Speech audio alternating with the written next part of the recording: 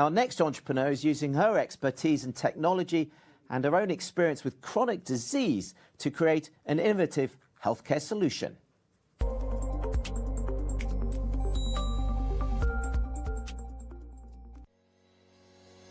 Remote patient management and monitoring is a $90 billion market, and it's growing. I'm Star Cunningham, founder and CEO of 4D Healthware. What do we do?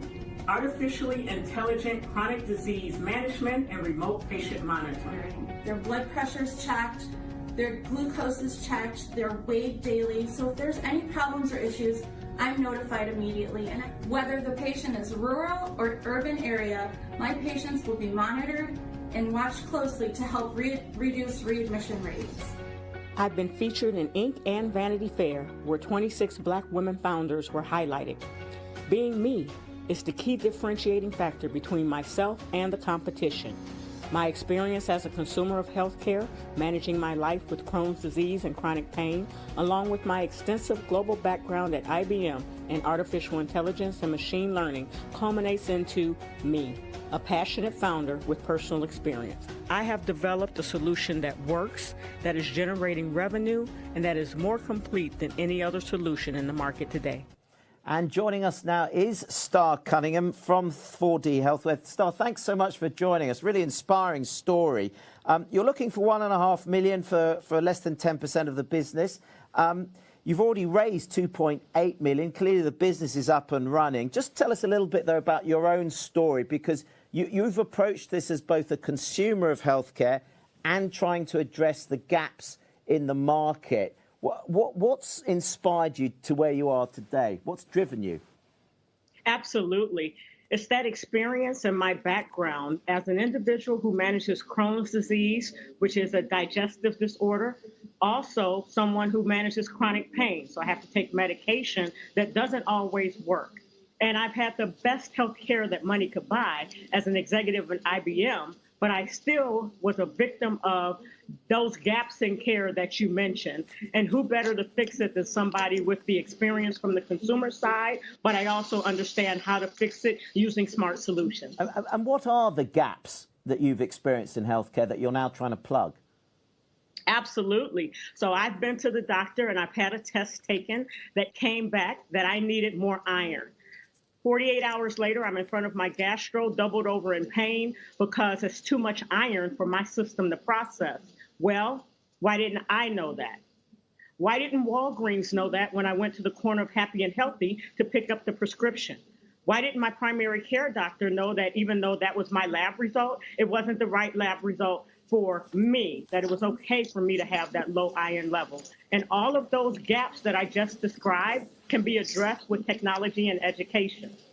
And that's what you do with your company. Prue, it's quite an inspiring story. What do you want to know? It's amazing. I guess trying to understand the revenue model and the traction you've got so far with people like, insurers. I mean, are you using it for monitoring the elderly at home? Is it monitored over Wi-Fi? I mean, how does it work from a practical perspective?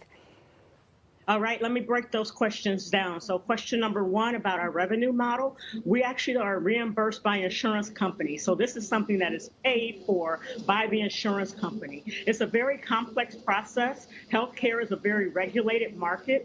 We've gone through the process of being approved with over 20 insurers, household names like Aetna, Humana, Cigna, Blue Cross, Blue Shield, all of them, CMS, Medicare, paying for our services. So that's question number one. Question number two, you asked about how patients are monitored.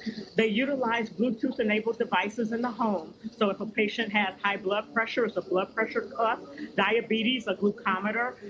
It depends, right? But we have over 400 devices connected to our platform, and we monitor patients remotely. So that means and as we get to the Internet of Things, presumably this becomes a service that become even more encompassing. You're tapping into sort of where the future is going in terms of technology. Absolutely. That's why our tagline is moving the minds of medicine. Just yesterday, I did an example with my internship team talking to the Google Home and having a video display on the Chromecast that was health related. So it came up on the TV in the home. But absolutely, all of the pieces and parts are here. I'm an expert at putting pieces and parts together in a smart way and delivering an end product to consumers. Suna, got to bring you in here. What would you like to ask? I'm just wondering, there's been a growing industry around telemedicine, right? Folks not having to actually go in to see their GP, but they can do Skyping or they can do video chat with their doctors to be diagnosed. Have you thought about tagging your product with that whole industry as it grows? So that's a good thought. The industry that we're in is a $90 billion market called value-based care and reimbursements. So we are telemedicine. Telemedicine companies are competitors to us, but that entire space of delivering care through video monitoring, text messaging, email is part of what we do. And you're right, it is an extremely large market and growing. And we've got a question here, Star, from John from the crowd, who wants to know, what's your competition? Who is your competition? Yes, and that's a great question. We have quite a bit of competition, but we're the only company that has put the pieces together in the way that we have. So you may hear of companies like Enlee, who primarily use phone calls to individuals who manage multiple chronic conditions, and they use spreadsheets and they follow up with phone calls every month. Well, as you know, a consumer is going to get exhausted and not want to talk on the phone every month. They already don't feel well. There are companies who already do revenue cycle management for healthcare. We've built that into our product, so that would be a competitor. And then there are companies who are focused on delivering remote care. You've heard of them. A lot of them are household names, but they tend to focus on consumers who can pay out of pocket. I have gone the difficult route of getting insurance companies to pay for my product.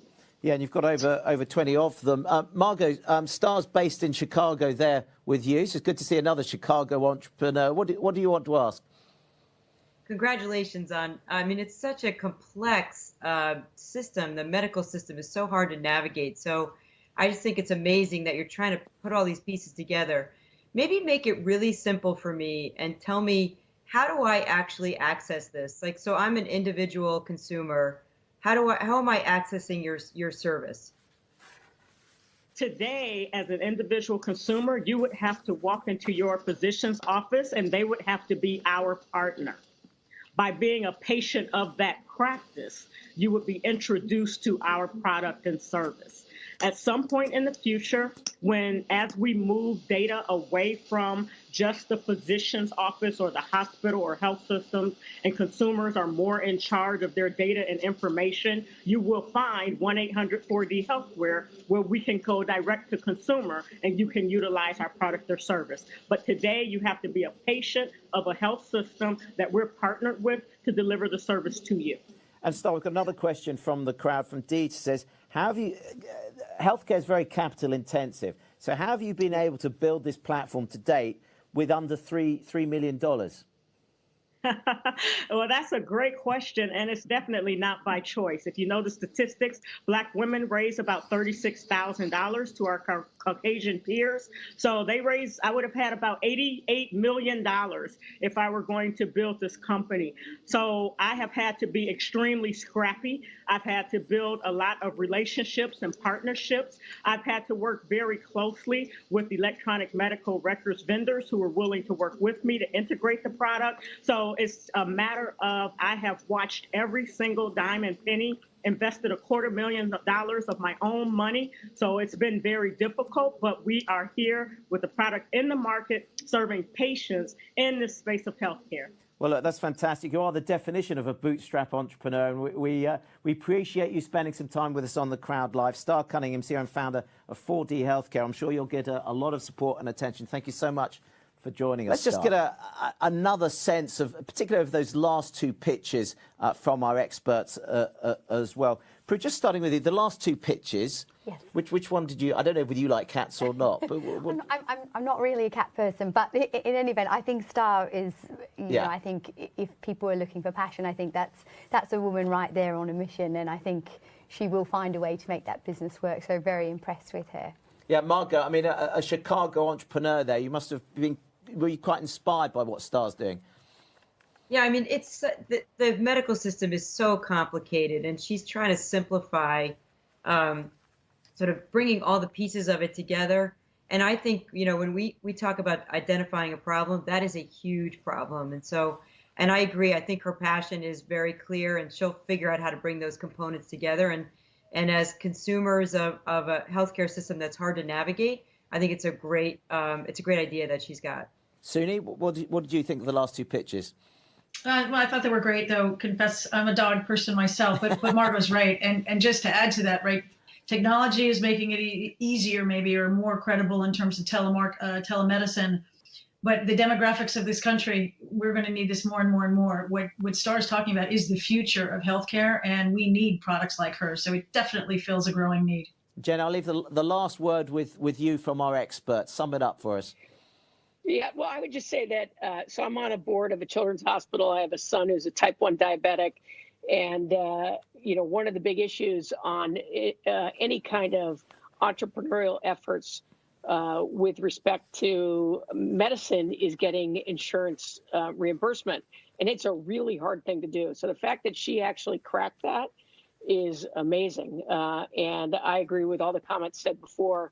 There's a tremendous need there. It's complicated. There are a lot of factors, and I applaud her efforts and cheer for her. Well, thank you so much. We'll cheer for you as well. Thank you very much indeed for joining us, Jenny, Margot, Suni, and Prue with me in the studio.